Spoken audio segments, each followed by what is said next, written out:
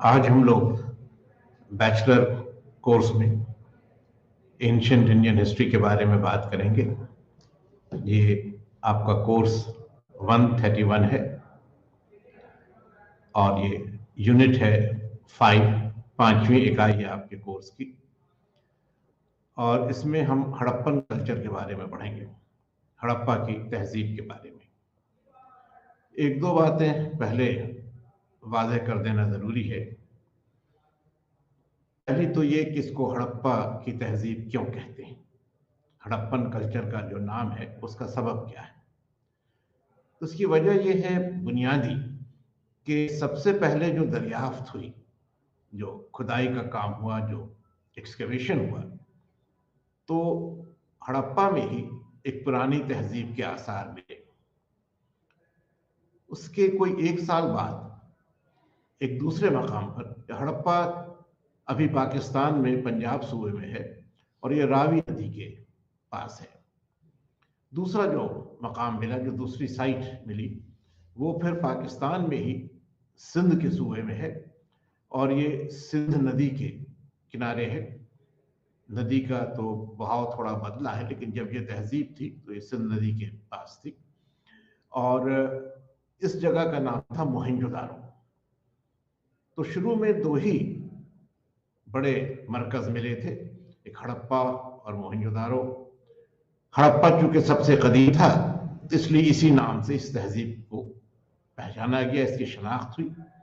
वैसे किताबों में इसको वादी सिंध की तहजीब भी कहते हैं, इंडस वैली सिविलाइजेशन भी कहते हैं। दोनों में कोई बुनियादी फर्क नहीं है, ये उसी एक तहजीब की तारीख है, उसी कल्चर की हिस्ट्री है। आप इसे हड़प्पा के नाम से कहें या इंडस वैली के नाम से कहें। तो पहली बात तो ये हम आपसे शेयर करना चाह रहे थे। दूसरी बात यह है कि इस मकाम से, यानी तारीख के इस मकाम से हम लोग एक नए अहद में दाखिल हो जाते हैं, एक नए फेज में। अभी तक पिछली 4 इकाइयों में आपसे जो गुफ्तगू होती रही उसमें हम लोगों ने इंसानी तारीख के उस दौर के बारे में बातें की जब इंसान मुहज़्ज़ब जिंदगी नहीं गुजार रहा था, एक सिविलाइज्ड एग्जिस्टेंस इंसान का नहीं था। अब सिविलाइज्ड एग्जिस्टेंस क्या है या मुहज़्ज़ब जिंदगी क्या है, तो जिस वक्त हम आपके साथ पहले क्लास में सोर्सेस के बारे में बात कर रहे थे, माखज़ के बारे में बात कर रहे थे, तो हमने आपको ये बताया था कि जहां से इंसान ने लिखना सीख लिया, जहां से राइटिंग का काम शुरू हो गया, जहां से रिटन रिकॉर्ड्स मिलने लगे, माजी की जो मालूमात हैं वो तहरीरी तौर पर मिलने लगी, तो वहां से तहजीब का दौर शुरू हो जाता है। उससे पहले नहीं। उससे पहले के लिए हम लोग कल्चर का लफ्ज़ इस्तेमाल करते हैं, सकाफत का लफ्ज़ इस्तेमाल करते हैं, लेकिन जहां से लिखने का सिलसिला शुरू होता है और इंसान अपनी ज़िंदगी के बारे में, अपनी हुसूलियाबी के बारे में तहरीरी तौर पर कुछ दस्तावेज़ें, कुछ रिकॉर्ड्स, कुछ निशान छोड़ जाता है, वहां से एक मुहज़्ज़ब ज़िंदगी का आगाज़ माना जाता है। एक दूसरा भी मेयार है और वो ये है कि जब इंसान शहरों में आकर रहने लगा या इंसान ने शहरों को बसाया। आप जानते ही हैं कि हड़प्पा की तहजीब को हिंदुस्तान की तारीख में फर्स्ट अर्बनाइजेशन का नाम दिया गया है। पहली बार शहरों को बसाया गया, शहरों में लोगों ने रहना शुरू किया, या जिसे हम कहते हैं शहरीकरण, शहरों की तामीर या शहरों को बसाने का काम, इसका आगाज हुआ। अब एक शहरी तहजीब और एक जो देहाती तहजीब है, जो ग्रामीण या जो रूरल कल्चर है, उसमें भी कुछ फर्क होता है।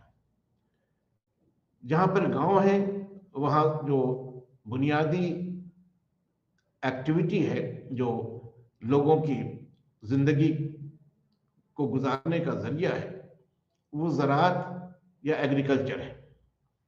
शहरों में ये क्राफ्ट और मैन्युफैक्चर हो जाता है, यानी चीज़ों को बनाना शुरू हो जाता है और उसको बनाने के सिलसिले में एक सनत से मेरा मतलब आज की मौजूदा इंडस्ट्री नहीं है, बल्कि सनत और हिरफत जो हम लोग कहते हैं, यानी क्राफ्ट। इंसान जब चीज़ों को बनाने के लिए ख़ास अपनी एक शैली, कला या अपना एक ख़ास फन दरियाफ्त कर लेता है, उसको विकसित कर लेता है, डेवलप कर लेता है, तो फिर वहाँ से मैन्युफैक्चर और क्राफ्ट्स का दौर शुरू होता है। और ये दोनों भी जो एक्टिविटीज़ हैं, ये जो दोनों काम हैं इंसान के, ये शहरों में ही मुमकिन है। तो दूसरी बात ये हो गई, एक बात तो तहजीब के सिलसिले में ये हुई कि आपको लिखने का इल्म हो गया। दूसरी बात ये हुई कि इंसान शहरों में रहने लगा। तीसरी बात ये हुई कि इन शहरों में आबादी ज़्यादा बड़ी हो गई, ज़्यादा घनी हो गई बनिस्बत देहातों के। कंसंट्रेशन ऑफ पॉपुलेशन हुआ। इस आबादी को एडमिनिस्टर करने के लिए, इसको मुनज़्ज़म रखने के लिए कोई एक निज़ाम बना, कोई एक सिस्टम बना, जिस शक्ल में भी हो, लेकिन शहरों की ज़िंदगी को मुनज़्ज़म रखने के लिए एक सूरत सामने आई। और एक आखिरी बात यह भी है कि ऐसे शहरों में बड़ी इमारतें या मॉन्यूमेंट्स की तामीर हुई। अब ये सारी खसूसियत जिसका हम आपसे जिक्र कर रहे हैं, रस्मुल ख़त, सनत व हिरफत, घनी आबादी, एक निज़ाम या मुनज़्ज़म ज़िंदगी और बड़ी इमारतों का या मॉन्यूमेंट्स का होना, ये सारी जो खसूसियतें हैं जिन्हें हम एक सिविलाइज्ड एग्जिस्टेंस से जोड़ते हैं, महज़्ज़ब ज़िंदगी से जोड़ते हैं, ये सारी खूबियाँ, ये सारे फीचर्स जो हैं, ये आपको हड़प्पा कल्चर में मिलेंगे। तो इस पर हम लोग और तफसील से अभी बात करेंगे। अब आपके सामने एक स्लाइड होगा जिसपे एक नक्शा बना है। ये नक्शा उन तमाम मकामात को दिखाता है, उनकी निशानदेही करता है जहाँ के हड़प्पा तहजीब के आसार पाए गए। ये बड़ा वसी इलाका है। आप नक्शे पर अगर गौर करें तो इसमें मौजूदा अफगानिस्तान और पाकिस्तान और भारत के इलाके शामिल हैं। अफगानिस्तान का मध्य और दक्षिणी भाग, या जो उसका वस्ती हिस्सा है और उसका जनूबी हिस्सा है, फिर पाकिस्तान का भी जनूबी और वस्ती हिस्सा, और भारत या हिंदुस्तान में जो मगरबी हिस्सा है या जो शुमाल मगरबी हिस्सा है, पाकिस्तान का भी शुमाल मगरबी हिस्सा है, ये पूरा इलाका इस तहजीब के आसार से भरा है। एक अंदाजा किया जाता है कि पाकिस्तान में तकरीबन 500, अगर हम लोग एग्जैक्ट कहें तो 475 साइट्स हड़प्पा कल्चर के मिले हैं, और हिंदुस्तान में तकरीबन 1000। तो आप अंदाजा कर सकते हैं कि ये तकरीबन 1500 बस्तियां थी, 1500 साइट्स थे, जो मुख्तलिफ इलाकों में और मुख्तलिफ वक्तों में कायम हुए। इनकी तरक्की हुई, तब्दीली भी आई। अब ये पूरी आबादी और ये पूरा इलाका कितना वसी था, आप इससे अंदाजा कीजिए कि तकरीबन 12 lakh square kilometre, 12 lakh square kilometre का इलाका था जहां इस तहजीब के आसार फैले हुए थे या फैले हुए हैं आज भी। और इसकी जो आबादी थी, सही तौर पर तो कहना मुमकिन नहीं है, मगर यह कयास किया जाता है कि इसकी आबादी तकरीबन 5 मिलियन या 50 लाख थी।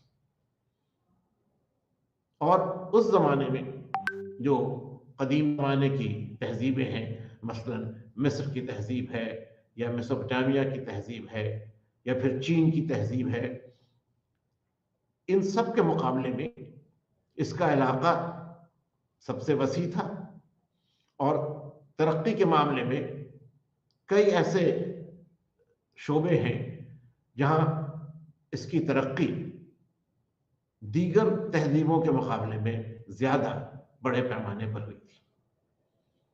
तो ये बात हम जहन में रखें कि दुनिया की तारीख में जो इब्तिदाई तहजीबें बनी या जिनको उरूज हासिल हुआ, उनमें हड़प्पा की तहजीब भी शामिल है। और इसमें कई ऐसी खुसूसियतें हैं जो दूसरी तहजीबों के मुकाबले में इसको अफजल या बेहतर साबित करती हैं। तो हमने आपको इसके एक्सटेंट के बारे में या क्या वसअत थी उसके बारे में अभी बताया। अब दूसरी बात है वो इसकी क्रोनोलॉजी है या इसकी तकवीम, कब से कब तक इस तहजीब के दौर को हम तय कर सकते हैं। इसमें भी आप देखिएगा कि 3 अदवार तय किए गए हैं और उसकी तफसील हम आपसे आगे बताएंगे जैसे जैसे हम इसकी मुख्तलिफ साइट्स या मरकज़ों की बात करेंगे। क्योंकि आप देखेंगे कि इसका जो आगाज़ है वो तकरीबन 5500 BCE यानी मौजूदा अहद से 5500 साल कबल है। इसका जो बहुत ही डेवलप्ड फेज कहा जाएगा, जो तरक्की याफ्ता दौर है, वो तकरीबन 2500 BCE से लेकर 1600 BCE तक है।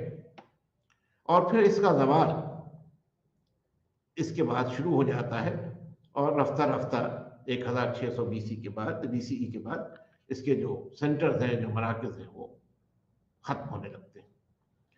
यहाँ पर एक बात और हम आपसे कहना चाहेंगे कि ये जो हमने आपके सामने टाइम फ्रेम रखा है, ये तकवीम जो हमने आपके सामने रखी है, ये बहुत ही टेंटेटिव है, यानी ये कतई नहीं है, ये इम्कानी है।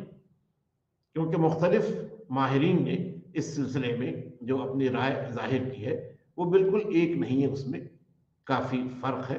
और हम लोग जब भी इसकी तकवीम के बारे में, क्रोनोलॉजी के बारे में बात करते हैं तो हमें इसके सिलसिले में एक आम या एक इम्कानी हद को तय करना होता है।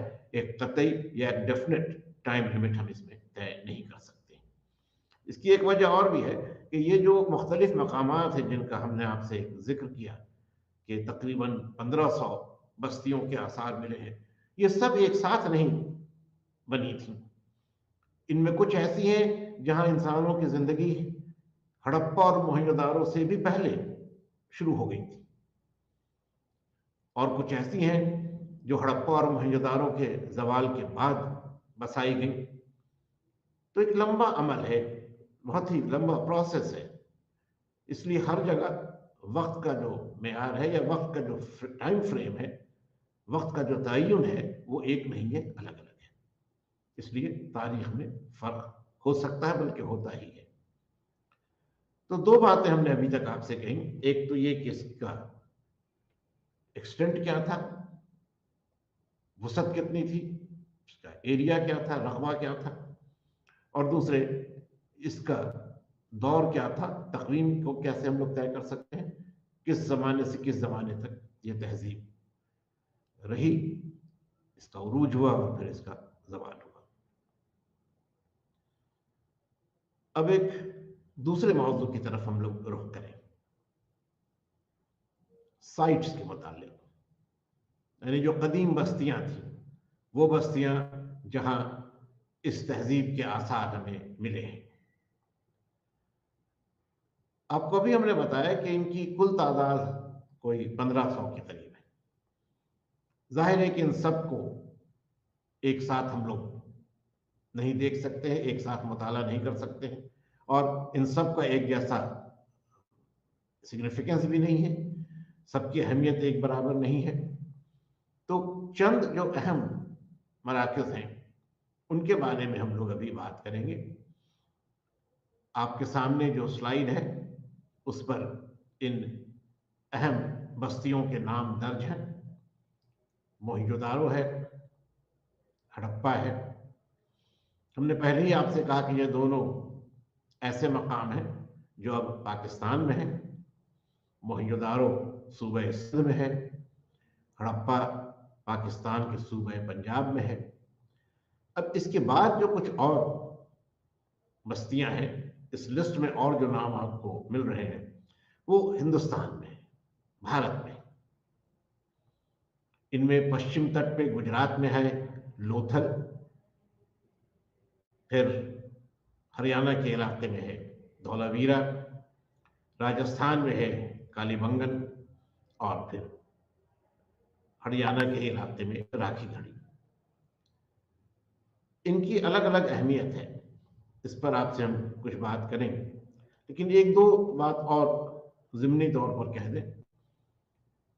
जैसे एक और साइट है जिसको चंगू दारो के नाम से हम जानते हैं, चंगू दारो, CHANHUDARO, छोटा सा साइट है, लेकिन ये माना जाता है कि वहां इंसानी जिंदगी के जो आसार मिले हैं वो मोहनजोदारो से भी पुराने हैं। उसी तरह एक और साइट है, ये भी यही पाकिस्तान में है, कोट दीजी। कोट दीजी भी सिंध के इलाके में है, और यहाँ के बारे में खासियत यह है कि यहाँ बीड्स, जिसे हम मनका कहते हैं, बड़ा मोती जो होता है, उसको बनाने का बहुत बड़ा मरकज था। कार्नेलियन से, एक सॉफ्ट स्टोन से, कार्नेलियन से यहाँ पर बीड्स बनाए जाते थे, और हम इसलिए कोट दीजी का जिक्र यहाँ पर मुनासिब समझते हैं कि ये जो बीड्स थे और सेंटर्स में भी बनते थे, और हड़प्पा की तहजीब की ये बड़ी अहम खसूसियत है। यहाँ के जो क्राफ्ट्स थे, अभी आगे भी बात होगी, यहाँ के क्राफ्ट्स में बीड मेकिंग, इन मोतियों या बड़े मोतियों को, मनकों को बनाने का काम बहुत अहमियत रखता था, और इसका जो सबसे अहम तरीन मरकज था वो कोट दीजी था। ये दो मिसालें हमने इसलिए आपके सामने रखी कि आपको ये अंदाजा हो कि ये सारे नाम जो अभी आपके सामने स्क्रीन पर हैं, ये अहम है, बल्कि बहुत अहम है, लेकिन इनके अलावा भी कुछ और ऐसे छोटे मरकज रहे हैं जिनकी अपनी खसूसियतें रही हैं। आप जब अपने लेसन को पढ़ेंगे, यूनिट 5 को जब आप पढ़ेंगे, तो आपको ऐसे और भी कई सारे सेंटर्स के बारे में, कई सारी साइट्स के बारे में जानकारी मिलेगी। आपको उनके बारे में इल्म हासिल होगा जब आप अपने लेसन को पढ़ेंगे। अभी हम आपसे क्रोनोलॉजी की बात कर रहे थे।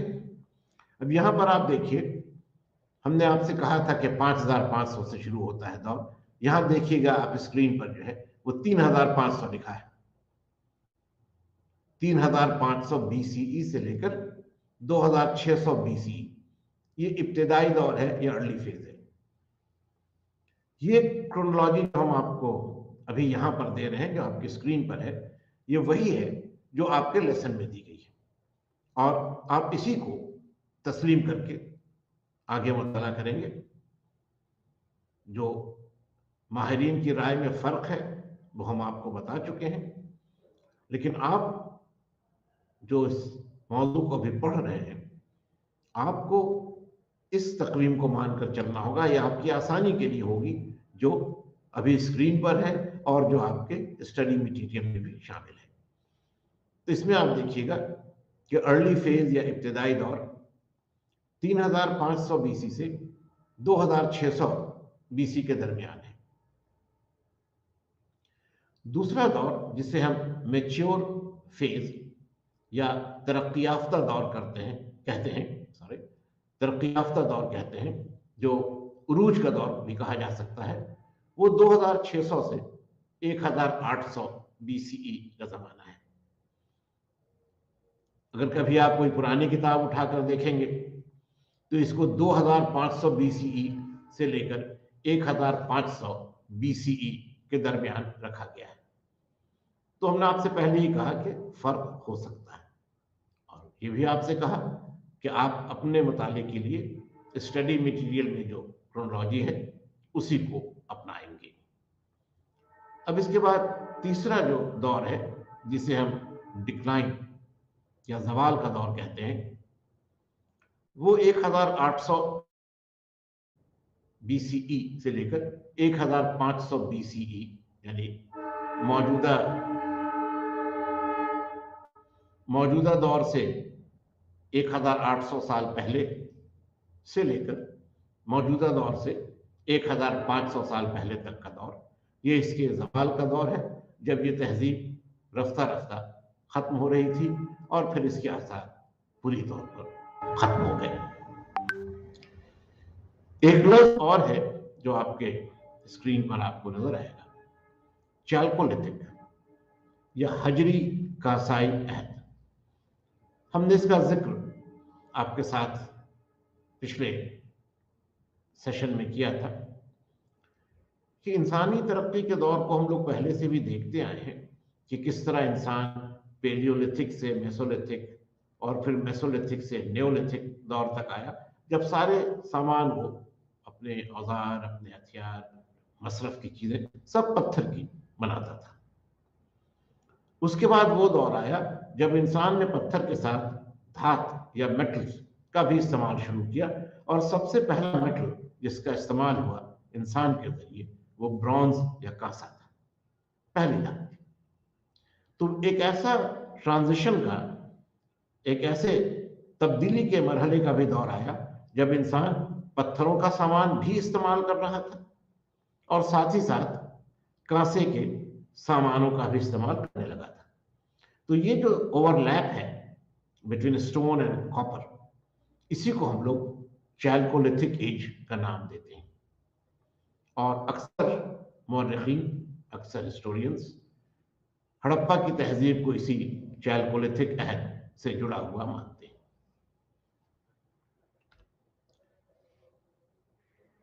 अब कुछ और तफसील की तरफ हम लोग आए। हमने कहा था कि जो मुख्तलिफ शहर हैं, साइट्स हैं, उनकी अपनी अपनी खसूसियतें हैं, और ये जो खसूसियतें हैं इनमें सबसे पहली है टाउन प्लानिंग या शहरी मंसूबाबंदी। दिलचस्प बात यह है कि हड़प्पा तहजीब के जितने भी मराकज थे, जितने भी साइट्स थे, वो सब बड़े मंसूबाबंद तरीके से बसाए गए थे, और इन सब में बड़ी ममासलत है, बड़ी यूनिफॉर्मिटी है। यानी मोहनजोदारो में या हड़प्पा में जो फीचर्स आपको मिलेंगे वो तकरीबन सब के सब दूसरे साइट्स में भी मिलेंगे। थोड़ी बहुत तब्दीली हो सकती है, लेकिन बुनियादी जो बात है वो एक है। अब जैसे मिसाल के तौर पर हर शहर दो हिस्सों में बटा हुआ था। एक वो हिस्सा था जो कुछ ऊंचाई पर था, रेज्ड माउंड था, और उसकी किलेबंदी भी थी, दीवारों के जरिए उसको महफूज किया गया था। इसे अक्सर सिटाडेल एरिया या किलाबंद इलाका भी कहते हैं। ये ज्यादा ऊंचाई पर था। इसके बाद शहर का निचला हिस्सा था, लोअर एरिया था।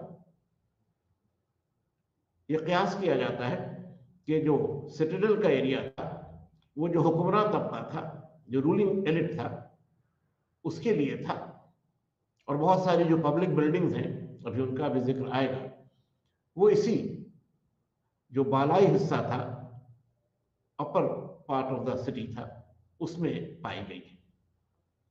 और जो ज़ेनी हिस्सा है, जो lower part of the city है, उसमें फिर आम लोगों के रहने के जो आसार हैं, जो तारीखी आसार हैं, जो हिस्टोरिकल या आर्कोलॉजिकल एविडेंसेस हैं, वो मिले हैं। तो पहली बात यह है कि शहर बेतरतीब नहीं था, शहर के बसाने का एक तयशुदा मंसूबा था। दूसरी बात यह कि इन शहरों का जो लेआउट था, जो एक उमूमी शक्ल थी, वो कुछ इस तौर पर थी कि शहर ग्रिड के पैटर्न पर बना था। दो बड़ी सड़कें थीं, शाहराहें थीं, एक मगरिब से मशरक की तरफ, एक शुमाल से जनूब की तरफ। तो इससे जो शहर था वो चार हिस्सों में बट जाता था, और ऐसे हर एक हिस्से में फिर छोटी लेन्स थी या गलियां थी, छोटी सड़कें थी, शाहराहें तो 4 थी, छोटी सड़कें और भी थी। और इन सड़कों से शहर फिर मजीद छोटे छोटे हिस्सों में या मोहल्लों में बढ़ जाता था और इनके अंदर लोगों के मकान हुआ करते थे। सड़कों के बारे में आपने पढ़ा होगा कि इन पे रोशनी का इंतजाम था, स्ट्रीट लाइट्स का इंतजाम था। इससे आप अंदाजा कर सकते हैं कि मंसूबाबंदी कितने आला पैमाने की थी। फिर आप ये भी देखेंगे कि जो मकान बनते थे उनकी एक खासियत ये थी कि उनके दरवाजे कभी भी जो सड़क थी उसकी जानिब नहीं खुलते थे, जो अंदरूनी गलियां थी उनकी जानिब खुलते थे। तो कुछ ट्रैफिक के रेगुलेशन की वजह से, कुछ कंजेशन को या भीड़ भाड़ को कम करने के लिए इस तरह का एक तरीका अपनाया गया था। और ये तरीका जाहिर है कि किसी मंसूबाबंद शहर के लिए ही मुमकिन था। बाज़ जगह आप देखेंगे कि 2 नहीं बल्कि 3 सतहें हैं, 3 लेयर्स हैं। उससे यह कयास किया जाता है कि यहाँ जो एलिट या जो अशराफिया तबका था और जो आम लोग थे उनके बीच एक दरमियाना तबका या शायद एक तरह का मिडिल क्लास भी रहा होगा। तो बातें तो बहुत सी ऐसी हैं जो कयास पर मबनी है, लेकिन जो आसार मिलते हैं उनसे इस तरह के कयास को तक़वियत मिलती है, उसका कंफर्मेशन होता है। अब एक तीसरी बात पर आपकी तवज्जो चाहेंगे, ड्रेनेज सिस्टम के बारे में। नहीं, जो नालियों का निज़ाम था या जो गंदा पानी था उसको शहर से बाहर निकालने का जो नज़म था, वो इस तहजीब की सबसे बड़ी खसूसियत कहा जा सकता है। वो निज़ाम उस जमाने में दुनिया के किसी भी शहर में इस तरह का निज़ाम गंदे पानी को निकालने का नहीं था। और इसकी सूरत ये थी कि हर घर से नालियां गंदे पानी को निकालने के लिए बनाई जाती थी। ये नालियां आकर जो बड़ी सड़क थी उसकी नाली में मिल जाती थी और वो नाली फिर आगे जाकर जो दरिया था उसमें बह जाती थी, तो पानी से निकासी इस तौर पर हो जाती। दूसरी दिलचस्प बात यह है कि ये जो नालियां थी ये ढकी रहती थी, कवर्ड ड्रेन्स थी। ईंट के जरिए इन नालियों को ऊपर से ढक दिया जाता था ताकि एक तो सफाई का भी नज़म रहे और दूसरे ये कि बाहर से सड़क पर जो कूड़ा था या जो कचरा था वो नालियों में बहकर उनके पानी के बहाव को रोके नहीं, नाली का पानी शहर की गलियों में या सड़कों पर न बहे। एक और दिलचस्प बात आप देखेंगे कि नालियों में जो नालियां बहती थी उनमें थोड़े थोड़े फासले पर ऐसे चेम्बर्स या सोक पिट्स बनाए गए थे, ऐसे गड्ढे बनाए गए थे जहां जो और चीजें पानी के साथ बहती थी, जो कीचड़ था, जो मड था, वो आकर उस सोक पिट में गिर जाता था, पानी ऊपर से बहता हुआ आगे चला जाता था और फिर इस सोक पिट की मुस्तकिल तौर पर सफाई की जाती थी और उससे पानी का बहाव भी सही रहता था, पानी के सड़क पर फैलने की गुंजाइश भी नहीं रहती थी और आमतौर पर जो एक हाइजीन था, जो एक हिफ्ज़ान सेहत के उसूल थे, उनको भी बरकरार रखा जाता था। तो ये बहुत ही रिमार्केबल बात है इस तहजीब की और इसकी बिना पर हम लोग ये कह सकते हैं कि यहाँ पर कोई ऐसा बल्दिया या कोई ऐसा म्युनिसिपल ऑर्गेनाइजेशन था जो शहर की देख रेख करता था, हिफाजत और सफाई का काम देखता था। फिर एक और जो दिलचस्प बात है इस तहजीब के सिलसिले में, वो यहाँ के कुएं हैं, वेल्स। चूंकि ये मकाम दरिया के नज़दीक था तो जेर ज़मीन जो पानी के वसाइल थे, जो सब सॉइल वाटर था, उसकी कमी नहीं थी और जगह जगह पर कुएं शहर में बनाए जाते थे। दोनों तरह के कुएं थे, जो ज़्यादा बेहतर तौर पर रहने वाले लोग थे, आप कह सकते हैं जो ज़्यादा दौलतमंद लोग थे, जो मुतमव्वल तबका था, वहाँ तो घरों के अंदर कुएं होते थे। इसके अलावा सड़कों पर भी कुएं बनाए जाते थे, कुएं खोदे जाते थे ताकि वहां से आम लोगों को भी पानी का नज्म हो सके। तो शहर में पानी की सप्लाई, पानी का नज्म मुनासिब तौर पर हो सके और पानी की कमी का सामना शहरी आबादी को न करना पड़े, ये एक बहुत ही अहम बात थी। और फिर इससे भी पता चलता है कि कोई म्यूनिसिपल ऑर्गेनाइजेशन या कोई बल्दियाती निज़ाम यहाँ रहा होगा। अब कुएं के बारे में एक बहुत ही अहम बात है जो आपने शायद पढ़ी होगी। मोहनजोदारो में एक बहुत बड़े कुएं के आसार मिले हैं, जिसको हम लोग रिंग वेल का नाम देते हैं। रिंग वेल ये था कि जैसे छोटे छोटे रिंग्स होते हैं, हल्के होते हैं, उस तरह से ईंट को सजा करके, उसको अरेंज करके कई लेयर्स में रास्ता रास्ता सतह से लेकर पानी की सतह तक, जमीन की सतह से पानी की सतह तक कुएं को ईंटों से मजबूत कर दिया जाता था, ईंटों से बना दिया जाता था ताकि कुएं मजबूत भी रहें और पानी का भी रिसाव ना हो। आप अगर तस्वीरें देखेंगे कभी मोहनजोदारो के शहर की, तो पुरानी तस्वीरों में आपको एक बहुत ऊंची सी चिमनी नुमा इमारत या चिमनी नुमा एक साख्त आपको नजर आएगी। अब उसको कंजर्वेशन की वजह से भर दिया गया है, लेकिन इसके ऊपर का जो सतह है वो अभी भी नजर आता है, और जो नई तस्वीरें आप देखेंगे उसमें वो ऊपर का हिस्सा आपको नजर आएगा। तो ये काफी बड़े सरकमफ्रेंस का कुआं था, और जाहिर है कि इसका मसरफ पब्लिक वेल के तौर पर ही रहा होगा। तो इसका एक बहुत ही क्लियर एविडेंस हमें इस रिंग वेल की शक्ल में मिलता है, और मोहनजोदारो के जो आसार कदीमा हैं उनमें इस रिंग वेल की बड़ी अहमियत है। एक आखिरी बात जो इसी सिलसिले में आपसे हम कहना चाहेंगे, ये बहुत अहम है, फिर मोहनजोदारो में टॉयलेट्स, प्रीवी या खिलवत का बहुत बेहतर नज़म था।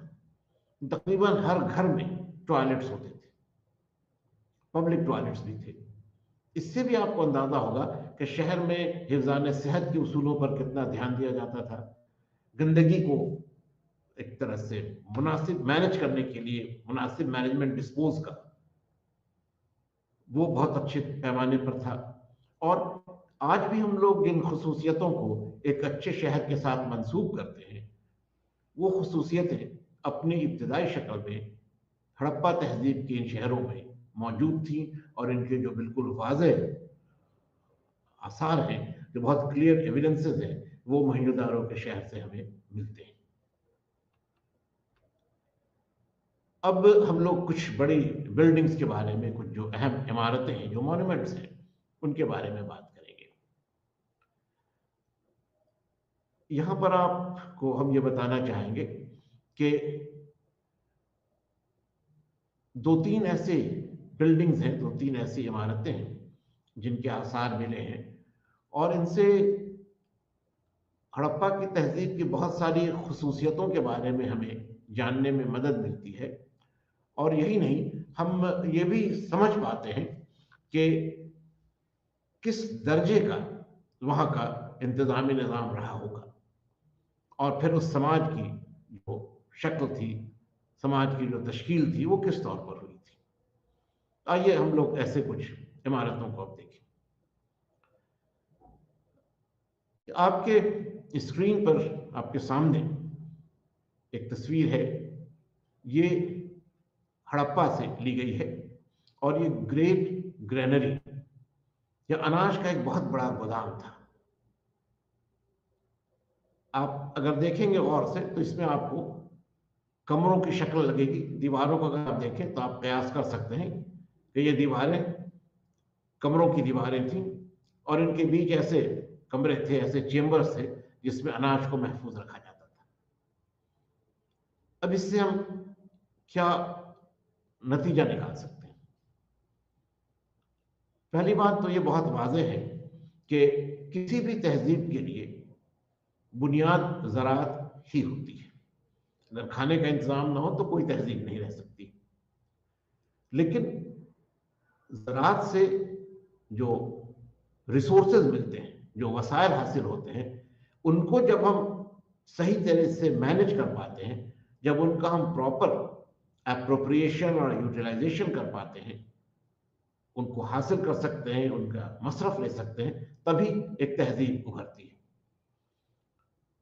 तो हड़प्पा के आसपास, और ये भी आपको हम कहें कि मोहनजोदारो में भी ऐसे ग्रेनरी के आसार मिले हैं, मगर वो इतने बेहतर शक्ल में वो आसार नहीं जो कि हड़प्पा में है।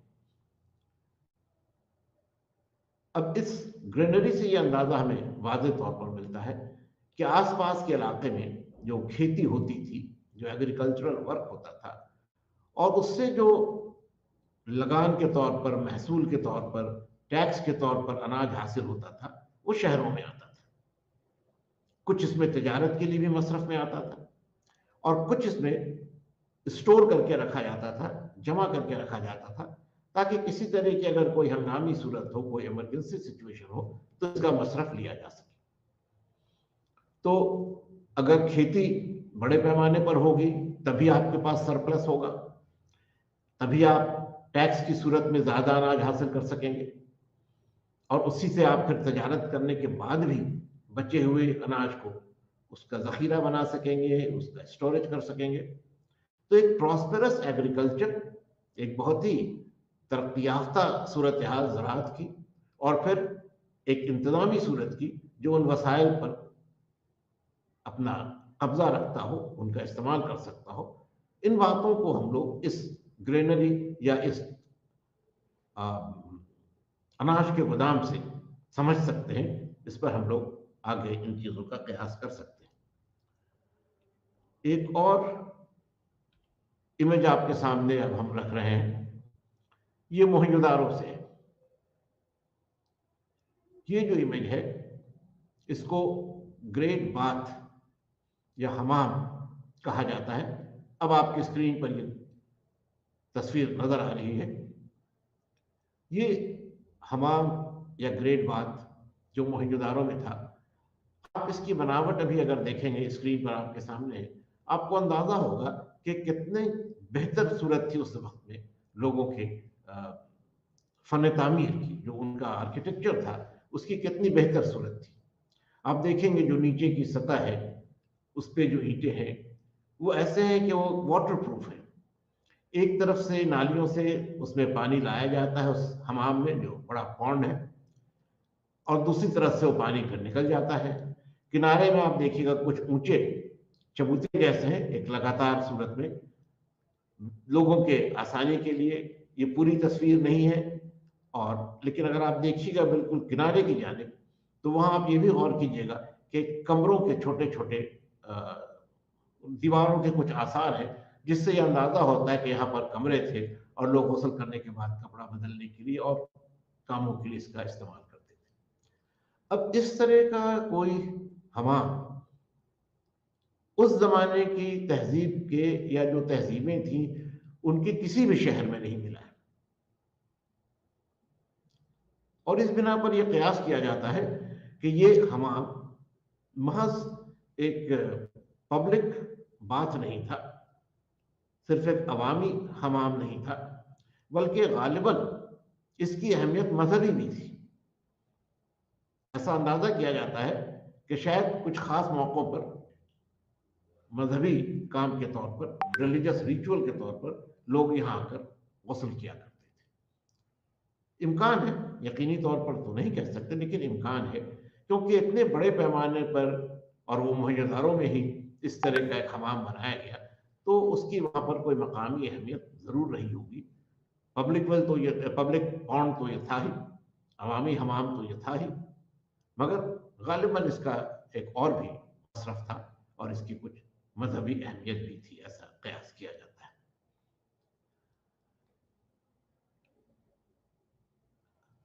हमने आपसे जिक्र किया था सिटाडेल या किलाबंदी के इलाके,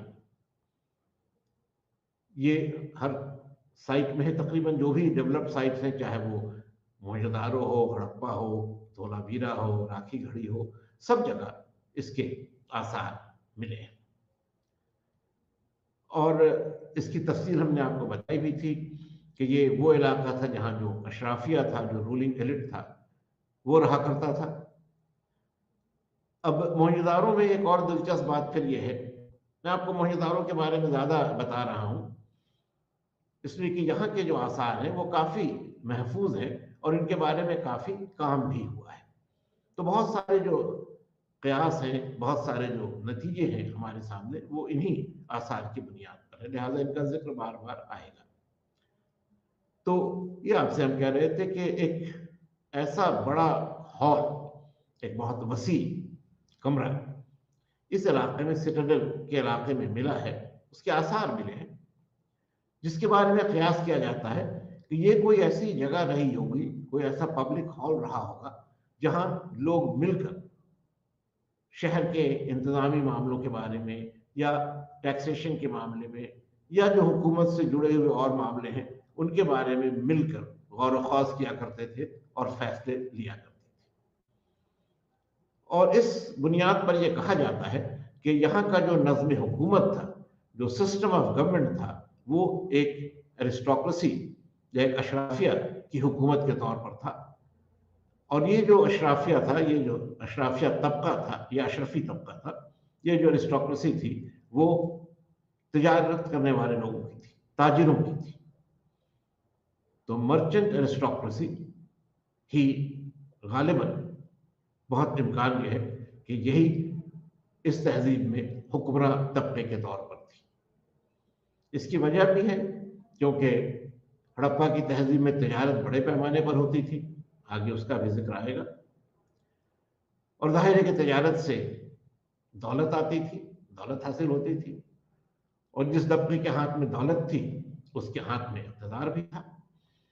तो ताजिरों का एक अलग मकाम था, एक आला मकाम था, ये एलिट या एरिस्टोक्रेसी के लोग थे। तो इम्कान यही है, बल्कि गालिबन ये नतीजा भी अखज़ किया जा सकता है कि इन्हीं लोगों का हुकूमत पर कब्जा भी था। तो हमने आपके सामने ग्रेट बाथ के बारे में कहा, सिटाडेल और इसका जो पब्लिक हॉल है उसके बारे में कहा, ग्रेनरी की बात कही। स्क्रीन पर आप देख रहे हैं हड़प्पा की ग्रेनरी, लेकिन मोहनजोदारो में भी है। अब इसके बाद मोहनजोदारो में एक और बात जो काबिल तवज्जो है, वो यहाँ मजदूरों के मोहल्ले हैं, वर्कर्स क्वार्टर्स, या कभी इनको कुछ मौरखीन ने कूलीज क्वार्टर्स का भी नाम दिया है। अब ये जो शहर का ज़ेरी हिस्सा था उसमें बने हुए थे। इस ज़ेरी हिस्से में जो लोअर सिटी है उसमें भी मकान दो तरह के, एक ऐसे मकान हैं जो बड़े हैं, उनका अपना एक लेआउट है, बीच का हिस्सा आंगन है, चारों तरफ कमरे हैं, दाखिल होने का दरवाज़ा है। ऐसे कुछ मकान भी जो दो मंजिला हैं, इनमें जिस ईंट का इस्तेमाल हुआ है वो मजबूत ईंट है, आग में पकी हुई है, बेक्ड ब्रिक है। अनबेक्ड ब्रिक का भी इस्तेमाल हुआ है, लेकिन ज़्यादातर खाली जगहों को भरने के लिए, जैसे आप आज भी देखते हैं कि मट्टी भर करके एक खाली जगह को पहले उसके बेस बना दी जाती, फिर उसके ऊपर इमारत बनती है। तो वहाँ भी इमारत तो पक्की ईंट की ही बनती थी, लेकिन उसके बीच में जो वेकेंट स्पेसेस थे उनको भरने के लिए कच्ची ईंटों का भी इस्तेमाल होता था। लेकिन अगर आपसे कोई ये पूछे कि तामीर के लिए किस चीज़ का इस्तेमाल होता था, तो आपका जवाब होगा पक्की ईंटें, बेक ब्रिक्स, उन्हीं का वाफिर तौर पर इस्तेमाल हुआ है, मेन मटेरियल वही है। तो एक तो ये आपसे हमने कहा कि ऐसे लोगों के मकान थे निचले हिस्से में भी शहर के, जो ज्यादा बेहतर जिंदगी गुजार रहे थे, जिनके पास बेहतर वसाइल थे। दो मंजिला मकानों की बात हमने आपसे कही, हर मकान में कुआं है, खिलवत है। तो जाहिर है कि ऐसे ही तबके के लोगों के लिए रहा होगा जिनकी जिंदगी का एक आला मेयार था। अब इसके बाद वो हिस्सा आता है जिसका नाम आपके स्क्रीन पर है, वर्कर्स क्वार्टर्स का जो हिस्सा है। यहां पर एक कतार के तौर पर, एक लाइन के तौर पर छोटे छोटे कमरे बने हुए हैं, और इन कमरों में कुछ हिस्सा ऐसा है जो गालिबन कारीगरों के मसरफ के लिए था। रिहायशी हिस्सा भी है और वो हिस्सा भी है जहां वो अपना काम करते थे। जैसे कुछ जगहों पर ऐसा मिलता है सबूत कि बड़े मटके बड़े जार्स रखे जाते थे। अब ये कयास किया जाता है कि यहाँ पर कपड़े को रंगने का काम होता था, और ये जो वॉट्स थे, ये जो बड़े जार थे या जो बड़े आ, बर्तन थे, ये अक्सर डायर्स वॉट्स के तौर पर कहे जाते हैं। यानी डाई करने का काम जो करते थे, रंगने का काम जो करते थे, वो इन मटकों का या इन वॉट्स का इस्तेमाल किया करते थे। तो इससे पता चलता है कि ये इलाका ऐसा था जहाँ जो काम करने वाले लोग थे, जो वर्कर्स थे, जो दस्तकार थे, जो आप कह सकते हैं शिल्पकार थे, आर्टिजन्स थे, उनके रहने का ये इलाका था। और जाहिर है कि यहाँ जगह कम थी, रहने की जगह भी थी, काम करने की जगह भी थी, तो एक तरह से एक वो वसत नहीं थी, वो स्पेस नहीं था जो प्राइवेट होम्स में या जो जाती मकानात थे उनमें हुआ करता था। अब इसको अगर आप देखिए तो ये अंदाजा हो जाता है कि जो माशरा था, जो समाज था, उसमें एक वाज़ेह दर्जाबंदी थी। एक अलग तबका था जो दौलतमंद था, इक़्तिदार था उसके हाथ में, वो शहर के बालाई हिस्से में रहता था। आम लोग थे जिनमें कुछ जो दौलतमंद लोग थे, बहुत दौलतमंद तो नहीं कि अशराफिया में आए, बहुत दौलतमंद नहीं कि अशराफिया में आए, लेकिन इतने गरीब भी नहीं कि उनको मामूली मजदूरों के तौर पर देखा जाए। ये जो लोग थे, इनके मकानात अलग थे। और फिर जो आम मजदूर थे, जो बिल्कुल ही निचला तबका था माशी एतबार से समाज में, उसके लिए छोटे छोटे क्वार्टर्स थे। तो इससे भी आपको एक अंदाजा हो जाता है कि समाज में दर्जाबंदी थी। उस दर्जाबंदी की बात हम लोग आगे भी करेंगे। अब एक आखिरी फीचर जो यहाँ आपके सामने स्क्रीन पर है, डॉक यार्ड या गोदी, जहाजों को लगाने की जगह। लोथल में, जो कि समुंदर के साहिल के करीब है, बिल्कुल साहिल समुंदर पर नहीं है, नदी से उससे जुड़ा है मगर करीब है, यहाँ पर एक बड़ा स्पेस, एक बड़ी जगह के आसार मिले हैं, जहाँ उस जमाने में आप जहाज तो नहीं कह सकते, लेकिन बड़ी कश्तियां, माल बरदार कश्तियां जो सामान लाने ले जाने में काम आती थी, वैसी बड़ी कश्तियां यहां आकर रुकती थी, यहां लंगर डालती थी। अब दो तरह की बात लोगों ने कही। कुछ लोगों ने कहा कि नहीं, कुछ माहिरीन ने, आवाम की बात नहीं कर रहे, कुछ माहिरीन ने यह कहा कि नहीं, ये पानी का रिजर्वायर था, पानी का यह बड़ा तालाब था जहां पानी जमा करके रखा जाता था शहर में पानी की सप्लाई के लिए।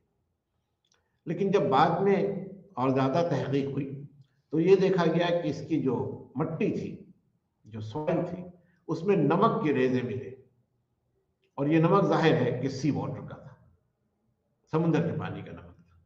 तो उससे ये अंदाजा हुआ कि नहीं, समुद्र का पानी भी यहाँ दरिया के रास्ते से दाखिल होता था, और यहाँ भी कश्तियां आती थी जो समुद्र से होकर आती थी, तो उनमें भी समुद्र के पानी के का कुछ ट्रेस रहता था, और इस वजह से यहाँ पर सॉल्ट के ट्रेसेस मिले।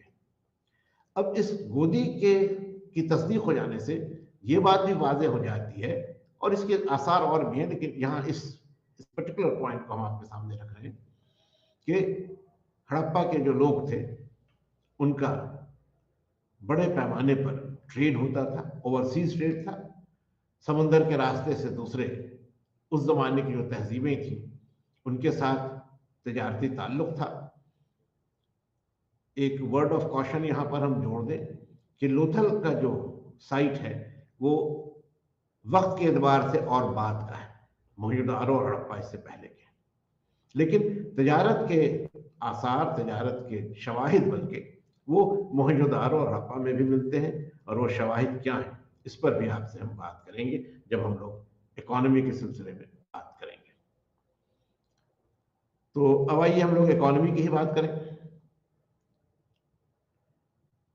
इकोनॉमी या मईशत किसी भी तहजीब की बुनियाद है। जब तक आपके पास मुनासिब माशी वसाइल नहीं है, तहजीब न बच सकती है, न उसका फरोग हो सकता है। और ये भी ध्यान में रखिएगा कि शहरों का जो आगाज हुआ उसका एक बतदरीज दौर था, और थोड़ा सा पहले की तारीख की तरफ आपको हम फिर ले जाएं। हमने एक सेशन में आपके साथ मेहरगढ़ का जिक्र किया था। मेहरगढ़ का इलाका अब पाकिस्तान में है और यहाँ पर जो न्योलिथिक ज़माना था, जो 9 हजरी अहद था, वहाँ की बस्तियों के आसार मिले और वहीं से हमें यह पता चलता है कि इंसान अब मुस्तकिल तौर पर देहातों में रहने लगा। तकरीबन 700 देहात उस इलाके में मिले हैं, 700 साइट्स हैं जो रूरल साइट्स के तौर पर हैं। एक ज़राअत का बहुत बेहतर अमल वहाँ हो रहा था, डेवलप्ड फॉर्म ऑफ एग्रीकल्चर वहाँ पर था उस ज़माने के एतबार से। मवेशी परवरी हो रही थी, तो ये सारी चीज़ें वहाँ पर शुरू हो गई थी और इन्हीं से फिर रफ्ता रफ्ता जो देहात थे, जो गांव थे, वो शहरों में बदले। बीच का एक फेज अमरी तहजीब का भी है, जो हड़प्पा तहजीब से पहले का दौर है। तो मेहरगढ़, अमरी कल्चर, हड़प्पा कल्चर, ये कंटिन्यूटी में है। तो हम ये आपसे कहते हैं कि मईशत बहुत अहम है। जब तक कि आपके पास एक बेहतर, एक प्रॉस्परस इकोनॉमी नहीं होगी, आप एक तहजीब को ना तो बसा सकते हैं, ना उसको आगे तरक्की दे सकते हैं। जहां तक हड़प्पा की तहजीब का सवाल है, ये माना जाता है कि जो सबसे अहम माशी काम था, जो इकोनॉमिक एक्टिविटी थी, वो तिजारत थी। और जो भी इस तहजीब की मईशत थी, यहाँ की जो खुशहाली थी, उसकी बुनियाद ज़राअत पर ही थी। सॉरी, उसकी बुनियाद तिजारत पर थी। दोहरा दें अपनी बात को, बीच में एक लफ्ज़ हमसे गलत आ गया था कि जो तहजीब थी उसकी मईशत तिजारत पर कायम थी और तिजारत ही यहाँ की सबसे अहम इकनॉमिक एक्टिविटी थी, या यहाँ के जो माशी निज़ाम था उसमें तिजारत की बहुत अहमियत थी। अब तिजारत के लिए दोनों तरीके थे या दोनों रास्ते थे, ज़मीन के रास्ते से भी और पानी के रास्ते से भी। तो ज़मीनी और आबी दोनों रास्तों से तिजारत होती थी। और अगर आप ज़मीनी रास्तों को देखें तो अफ़गानिस्तान, बलूचिस्तान, सिंध, पंजाब, राजस्थान, ये सारे इलाके तिजारत के इस सिलसिले में, इस नेटवर्क में, ट्रेड नेटवर्क में शामिल थे। इससे आप अंदाज़ा कर सकते हैं कि कितने बड़े इलाके में तिजारत का काम हो रहा था और कहाँ कहाँ से कौन सी चीज़ें दरामद की जा रही थी और कहाँ कौन से सामान बरामद किए जा रहे थे। ये एक पहलू, इस पर अभी और हम लोग गुफ्तगू करेंगे गालिबन अगले सेशन में। और फिर जो दरिया और समंदर के रास्ते से तिजारत हो रही थी, तो आज जो सऊदी अरब का साहिली इलाका है, जो अरेबियन कोस्ट है, वहाँ और उससे आगे आज जो इराक का मुल्क है, जो उस जमाने में मेसोपोटामिया का इलाका कहलाता था। मेसोपोटामिया का नाम भी आप जानते हैं इस वजह से पड़ा कि इलाका दो नदियों के बीच का इलाका था। एक थी टाइग्रिस या दजला और दूसरी थी यूफ्रेटीज या फरात। तो दजला और फरात नदियों के बीच का जो इलाका था, यही Mesopotamia, land between two reverse के नाम से कदीम जमाने में जाना गया। अभी ये इराक का मुल्क है। और यहाँ जिस जमाने में हम हड़प्पा की तहजीब का जिक्र कर रहे हैं, उस जमाने में वहाँ जो तहजीब थी वो सुमेर की तहजीब कहलाती है, सुमेरियन सिविलाइजेशन। सुमेरियन सिविलाइजेशन भी बहुत तरक्की याफ्ता तहजीब थी और उनके साथ हड़प्पा तहजीब के लोगों का तिजारती ताल्लुक था। और इसका जो सबूत है, इसके लिए जो शवाहिद हमें मिले हैं, उनमें पहली चीज़ तो यह है कि कुछ मोहरें, कुछ सील्स जो हड़प्पा में बनाई जाती थी, हड़प्पा तहजीब से जिनका ताल्लुक था, वो सुमेर के शहर में मिली। और उसी तरह कुछ ऐसी मसनूआत, कुछ ऐसे मैन्युफैक्चर्स जो सुमेर में थे, उनके सबूत वादी सिंध के जो मराकज़ हैं उनमें मिले।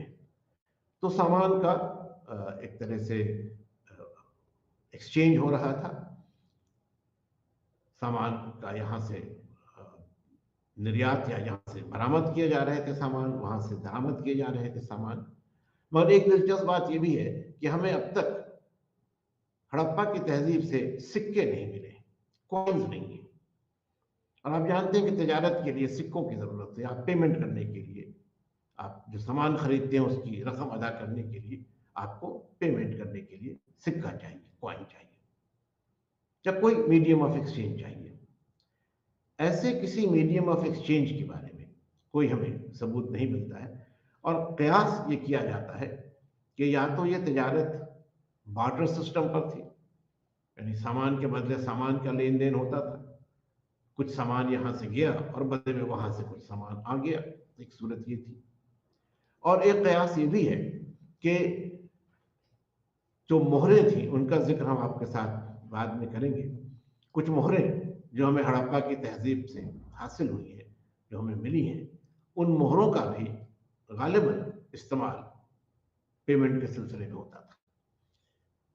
इसके बारे में तस्दीक करना मुश्किल है, लेकिन सील्स का सही मानों में क्या मसरफ था इसके बारे में हमें बहुत तफसील से इल्म नहीं है, माहिरीन को बहुत तफसील से इल्म नहीं है। कई तरह के कयास हैं, और एक कयास ये भी है कि गालिबन इनका इस्तेमाल भी एक्सचेंज मीडियम के तौर पर होता होगा। बहुत सारी सील्स ऐसी थी जो किसी खास ताजिर या किसी खास ट्रेडर के पास होती थी और उससे एक्सचेंज का भी काम गालिबन लिया जाता था। लेकिन सील्स का मामला अलग है और उस पर हम लोग फिर तफसील से भी बात करेंगे। तो आज अगर हम दो तीन बातों को जो आपसे हमने अभी तक कही उनको अगर हम लोग उसका खुलासा कर लें, तो हड़प्पा की तहजीब हिंदुस्तान की वो पहली तहजीब थी जिसे हम एक शहरी तहजीब कह सकते हैं, अर्बन सिविलाइजेशन। और इसका बहुत वसी इलाका था, तकरीबन 12 लाख स्क्वायर किलोमीटर से ज़्यादा। आज के एतबार से ये 3 मुल्कों में फैली हुई थी, अफगानिस्तान, पाकिस्तान और भारत का पश्चिमी और उत्तर पश्चिमी हिस्सा। इसकी आबादी तकरीबन 50 लाख थी, जो उस ज़माने में बहुत बड़ी तादाद थी। इसके जो मराकज़ थे वो तकरीबन 1500 थे, 500 के करीब पाकिस्तान में और 1000 के करीब हिंदुस्तान में। तो अपने वक्त की जो और भी तहजीबें थीं उनके मुकाबले में ये बहुत ही तरक्की याफ्ता तहजीब थी। और इसकी तरक्की का जो सबसे बड़ा सबूत है, जो सबसे बड़ा एविडेंस है, वो इसकी शहरी मनसूबाबंदी है। इस तौर पर दूसरे तहजीबों में मुनज़्ज़म अंदाज से शहर नहीं बसाए गए थे, और शहरों के साथ साथ जो यहाँ पानी का नज़्म था, पानी को हासिल करने का या पानी की सप्लाई का, पानी की आपूर्ति का, और दूसरी तरफ उस पानी की निकासी का, तो वाटर रिसोर्सेज का जितना अच्छा मैनेजमेंट इंडस वैली में या हड़प्पा की तहजीब में हम देखते हैं, उस अंदाज पर वाटर मैनेजमेंट, चाहे वो वाटर सप्लाई हो या वो ड्रेनेज हो, उस दौर में किसी भी दूसरी तहजीब में हमें नहीं मिलता है। मॉन्यूमेंट्स या इमारत और तहजीबों में भी हैं, बाज हड़प्पा तहजीब से ज़्यादा मुतासिर करने वाले मॉन्यूमेंट्स हैं, लेकिन फिर भी जो मॉन्यूमेंट्स यहाँ हैं उनमें सबसे अहम हम मोहनजोदारो के ग्रेट बाथ को कह सकते हैं। और ये जो हमाम है इसका इस्तेमाल आम लोगों के लिए तो था ही, एक पब्लिक वेल के तौर पर था ही, मगर यहाँ एक बात हम आपको और कॉशन कर दें कि इसका जो महल वकू है, इसका जो लोकेशन है, आप उसे जहन में रखिए, ये सिटाडेल के एरिया में। तो जब आम लोग की बात हम कह रहे हैं तो इसका मतलब ये नहीं है कि जो नीचे के हिस्से में शहर के रहने वाले लोग थे वो आम लोग भी यहाँ तक आते थे। ये जो एक बड़ा तबका था, ऊंचा तबका था, उसके ही इस्तेमाल में रहा होगा, लेकिन इस मानने का ये आम लोगों के लिए था कि ये पब्लिक पर्पस के लिए था, ये किसी इंडिविजुअल या किसी एक फैमिली का की मिल्कियत नहीं था। तो ये इसकी एक अहमियत है। तो ये कुछ बातें थी जिनका जिक्र अभी आपसे हमने किया, कुछ इसकी तफसील भी आपको बताई, आखिर में हमने इसकी एक तलखीस आपके सामने रखी। हम उम्मीद करते हैं कि इन नुकात को, इन पॉइंट्स को आपने तवज्जो से सुना होगा। आप इससे कुछ बुनियादी एक समझ, आपको एक बेसिक अंडरस्टैंडिंग आपको अपने इस मौजू के सिलसिले में मिली होगी। आगे फिर गुफ्तगू जारी रहेगी। आदाब।